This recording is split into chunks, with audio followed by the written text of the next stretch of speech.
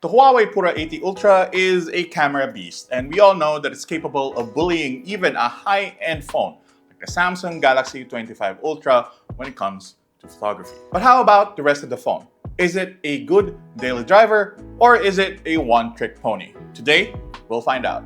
This is our full review of the Huawei Pura 80 Ultra. Let's kick it off with the design of the phone. I know that the design is very polarizing, especially with this huge camera module at the back.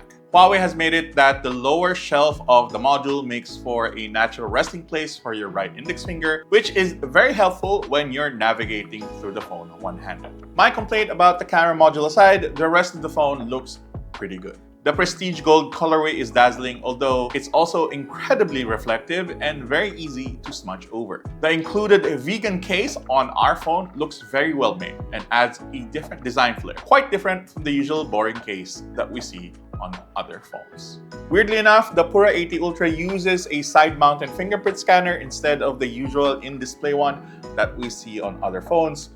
That's a little unusual, especially for a phone of this price range. I have no idea why they did it this way, but I'm assuming this is related to how your finger rests on the back of the camera module and how your thumb actually naturally sits on the power button when you're using it or unlocking it. The display is fantastic on this thing. It's one of the best looking displays I've seen this year, and that's counting the one on the Samsung Galaxy S25 Ultra.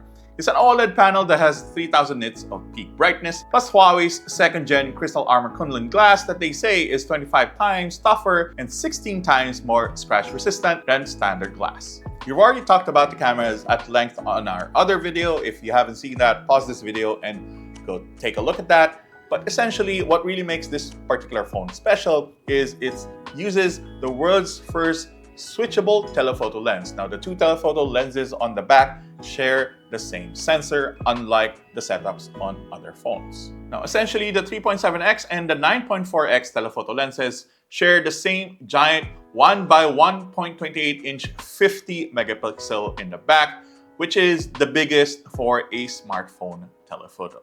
Now, the bigger sensor on the switchable telephoto lens means better low-light photos for zoomed-in and periscope shots, which is usually the Achilles heel of flagship phones. And since both telephoto lenses share the same sensor, you don't get weird brightness or color shifts once you actually move from 3.7x to 9.4x, which is not really something that other phones with separate camera modules for their telephoto sensors enjoy. Here's just a few photos showing off what these telephoto lenses can do.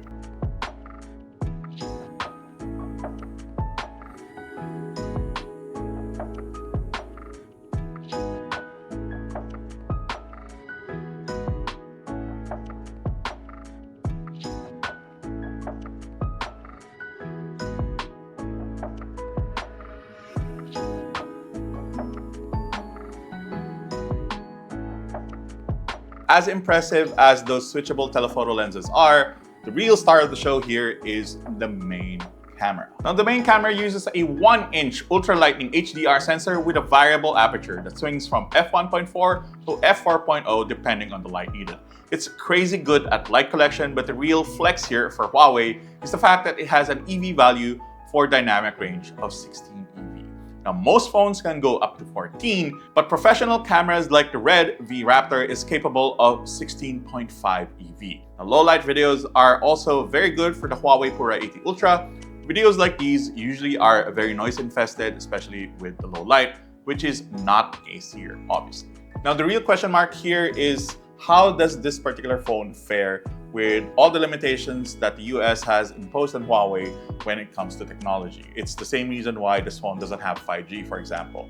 You'd be surprised at how well it actually works, even with those roadblocks. Now, to be fair to Huawei, the Pura 80 Ultra performs extremely well in both day-to-day use and even gaming with the hardware that they're using. Now, it can game and is perfectly fine for casual gaming on titles like Genshin Impact on medium with 60 frames per second on, though I could feel the phone warming up the deeper I got into my gaming session. Now, the phone still doesn't have direct access to the Google Play Store, although Gbox still works and gives you de facto access here. Now, anyone who's had to live with a Huawei phone post-blacklist will tell you that this isn't a perfect solution, but it works. You will have to live with some quirks, like the phone not working with Android Auto, for instance, and some delayed notifications. But on the whole, it works. You get Gmail, YouTube, Google Maps, and others.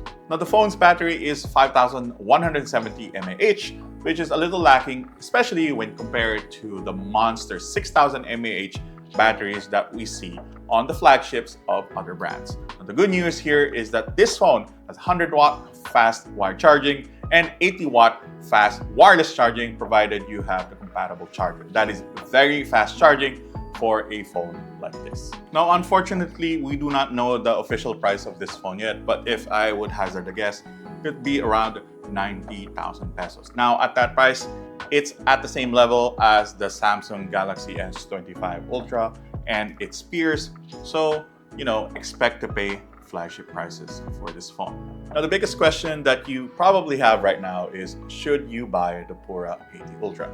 Now, it depends. Now, if you really value mobile photography and the quality of the photos that you take with a smartphone camera, and you already have an idea of all of the quirks of Huawei's ecosystem, then I say, go for it. This phone is incredibly impressive when it comes to photography. Nothing else can beat it right now. But if you are unwilling to put up with all of those quirks because of the stuff that is out of Huawei's control, then I would suggest just go with something else, because it is definitely a substantial investment. That's all I can say.